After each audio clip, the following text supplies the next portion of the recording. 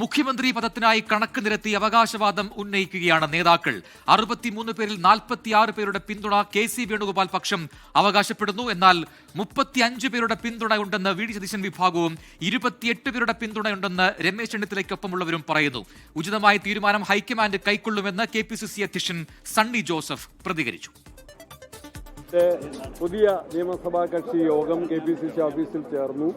ആ യോഗം ഐക്യകണ്ഠേന കോൺഗ്രസ് പാർട്ടിയുടെ പാർലമെന്ററി പാർട്ടി ലീഡറെ നിശ്ചയിക്കാൻ AICC പ്രസിഡന്റിനെ ചുമതലപ്പെടുത്തുന്ന പ്രമേയം പാസാക്കി.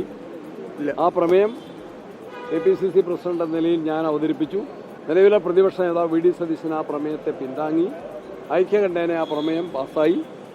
അത് AICCക്ക് നൽകിയിട്ടുണ്ട്. അതിനെ തുടർന്ന് AICCയുടെ 2 ഒബ്സർവർമാരും ജനറൽ സെക്രട്ടറിയും എല്ലാ MLAമാരെയും ഒറ്റയ്ക്കൊറ്റയ്ക്ക് കണ്ട് അവരുടെ അഭിപ്രായങ്ങൾ ആരാഞ്ഞിട്ടുണ്ട്. അവർ ഇന്ന് വൈകുന്നേരം മടങ്ങിപ്പോയി, ഡൽഹിയിലേക്ക് മടങ്ങിപ്പോയി. നാളെ ഹൈക്കമാൻഡിന് വിവരങ്ങൾ നൽകുന്നു. ഹൈക്കമാൻഡ് ഉചിതമായിട്ടുള്ള തീരുമാനങ്ങൾ അറിയിക്കുന്നു. അതിനിടെ നിയുക്ത MLAമാരുമായി AICC നിരീക്ഷകർ നടത്തിയ കൂടിക്കാഴ്ച പൂർത്തിയായി. തീരുമാനം AICC അധ്യക്ഷൻ എടുക്കുമെന്ന് കൂടിക്കാഴ്ചയ്ക്ക് ശേഷം അജയ് മാക്കനും മുകുൾ വാസ്നിക്കും പ്രതികരിച്ചു. We have met all the MLAs, one by one we have met all the MLAs, and before that we had a legislative party meeting and one-line resolution was passed authorizing the Congress leadership, Congress president to take a decision on behalf of the Congress MLAs. Then the leadership wanted us to discuss one-on-one with all the MLAs, which we have discussed, and in the evening we are leaving for Delhi. We'll submit our report.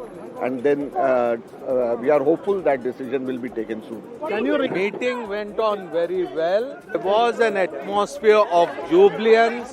Okay, the remarkable victory, the historic victory, which the people of Kerala have given to us, the Congress party and the entire UDF. It's a matter of great joy. So the meeting was. In this atmosphere that the meeting took place. AICC നിരീക്ഷകരെ കണ്ട ശേഷം MLAമാരും മാധ്യമങ്ങളോട് പ്രതികരിച്ചിരുന്നു. ആ പ്രതികരണങ്ങളിലേക്കാണ് ഇനി.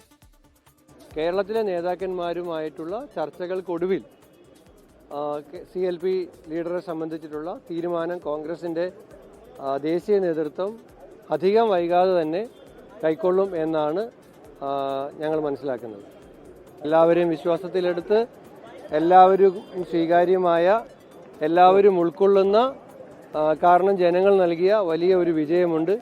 ആ വിജയത്തെ മാനിച്ച് അതിനനുസരിച്ചുള്ള ഉചിതമായ, എല്ലാവരെയും ചോദിച്ചതുപോലെ എല്ലാവരെയും ഉൾക്കൊള്ളുന്ന, എല്ലാവർക്കും അവരുടെ അഭിപ്രായങ്ങളെ സ്വീകരിക്കുന്ന ഒരു തീരുമാനം ഉണ്ടാകും.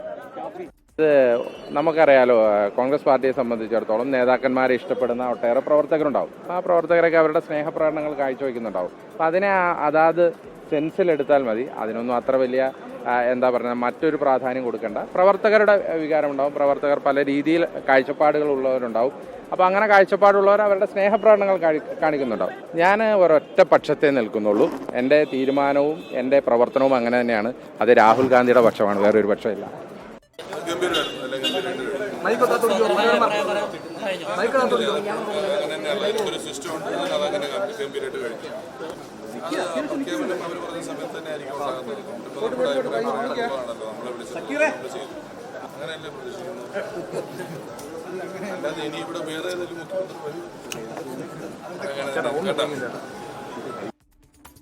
മുഖ്യമന്ത്രി പദത്തിനായി അവകാശവാദം ഉന്നയിക്കുന്ന 3 നേതാക്കളെയും KPCC അധ്യക്ഷൻ സണ്ണി ജോസഫിനെയും AICC നേതൃത്വം ഡൽഹിക്ക് വിളിപ്പിക്കും. മുഖ്യമന്ത്രി ആരെന്ന് ഞായറാഴ്ചയായിരിക്കും പ്രഖ്യാപിക്കുക. ഈ മാസം 15-ന് ശേഷമാകും സത്യപ്രതിജ്ഞ ഉണ്ടാവുക. ഏറ്റവും പുതിയ അപ്ഡേറ്റുകളുമായി തിരുവനന്തപുരത്ത് നിന്നും ജിബിൻ ജെബിയും ഒപ്പം R ശ്രീത്തും ചേരുന്നു. ആദ്യം R ശ്രീത്തിലേക്ക്. ശ്രീത്ത്, കോൺഗ്രസിലെ ചർച്ചകൾ അത് കൃത്യമായി തന്നെ നടക്കുന്നു. ഏറ്റവും ഒടുവിൽ AICC നിരീക്ഷകർ എല്ലാ MLAമാരെയും കണ്ടു, നേതാക്കളെയും കണ്ടു. അവർ തിരികെ ഡൽഹിക്ക് മടങ്ങും ഇന്ന് എന്നാണ് അറിയിക്കുന്നത്. അപ്പോൾ ആരെ പിന്തുണച്ചാണ് കൂടുതൽ പേർ സംസാരിച്ചത് AICC നിരീക്ഷകർക്ക് മുൻപാകെ എന്നതിൽ ഒരു ആകാംക്ഷയുണ്ട്. 3 പേരുകൾ മുഖ്യമന്ത്രി പദത്തിലേക്ക് ആരാണ് മുന്നിൽ?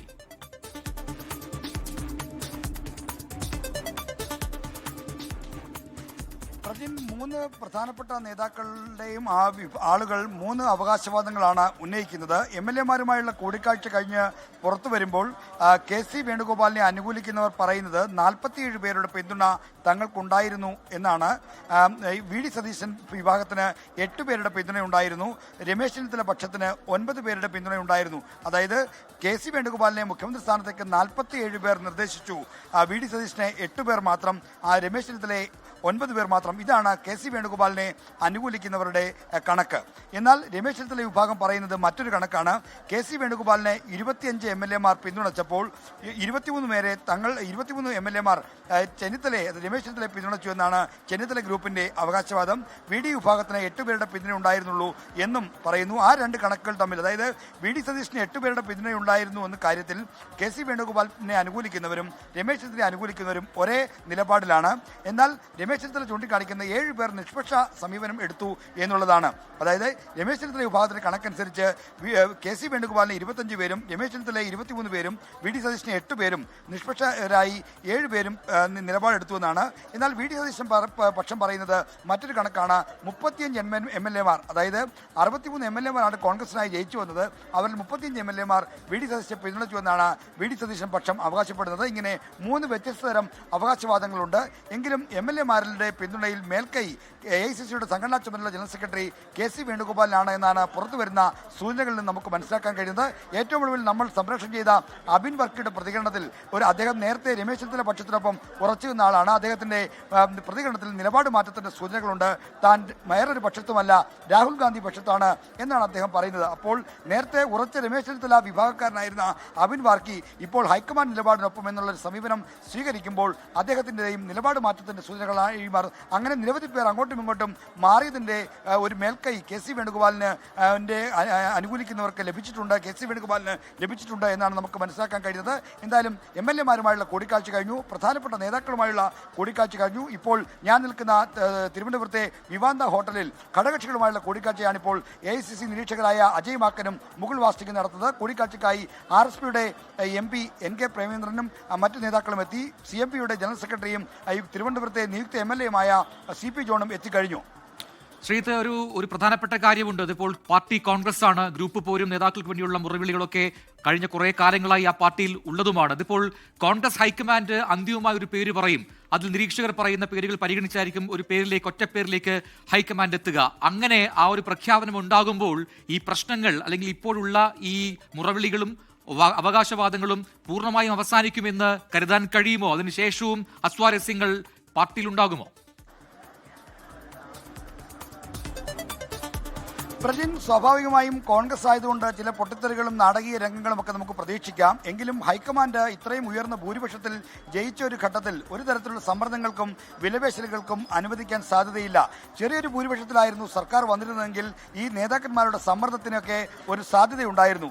എന്നാൽ 102 MLA-മാരുമായാണ് അധികാരം പിടിച്ചിരിക്കുന്നത്. അതുകൊണ്ട് തന്നെ ഹൈക്കമാൻഡിന് തങ്ങളുടെ നിലപാടുകൾ വിജയിപ്പിക്കാൻ കഴിയും, തങ്ങളുടെ തീരുമാനം കൃത്യമായി അംഗീകരിപ്പിക്കാൻ കഴിയും. എന്നാൽ ചില നേതാക്കൾ അതുമായി ബന്ധപ്പെട്ട് എതിർപ്പ് പ്രകടിപ്പിക്കാനും പരസ്യ പ്രതികരണത്തിനും ഒക്കെ തന്നെ സാധ്യതയുണ്ട്. അതുകൊണ്ട് അത് തള്ളിക്കളയാൻ കഴിയില്ല. കാര്യം കോൺഗ്രസ് ആയതുകൊണ്ട് നേരത്തെ മുതൽ തന്നെ ഇത്തരത്തിലുള്ള പ്രതികരണങ്ങൾക്കുള്ള ജനാധിപത്യപരമായ സ്വാതന്ത്ര്യം ആ പാർട്ടിക്കകത്ത് ഉള്ളതുകൊണ്ട് അത്തരത്തിലുള്ള പൊട്ടിത്തെറികളും നാടകീയ രംഗങ്ങളും നമുക്ക് പ്രതീക്ഷിക്കാം. ഇനി ഈ ഘടകകക്ഷികളുമായുള്ള കൂടിക്കാഴ്ച കഴിഞ്ഞാൽ ഇന്ന് വൈകുന്നേരം 7 മണിയോടുകൂടി ഹൈക്കമാൻഡ് നിരീക്ഷകർ കേരളം വിടും.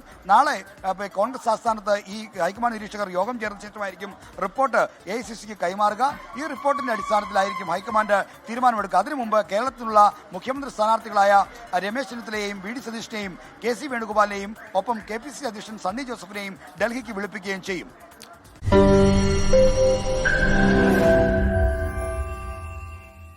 ലോകത്തെവിടെയായാലും ഏത് സമയത്തും 24 വാർത്തകളും ഓഗ്മെന്റഡ് റിയാലിറ്റി പാക്കേജുകളും എക്സ്പ്ലെയിനറുകളും വിശദമായി കാണാൻ ഞങ്ങളുടെ YouTube ചാനൽ നിങ്ങൾക്ക് സബ്സ്ക്രൈബ് ചെയ്യാം.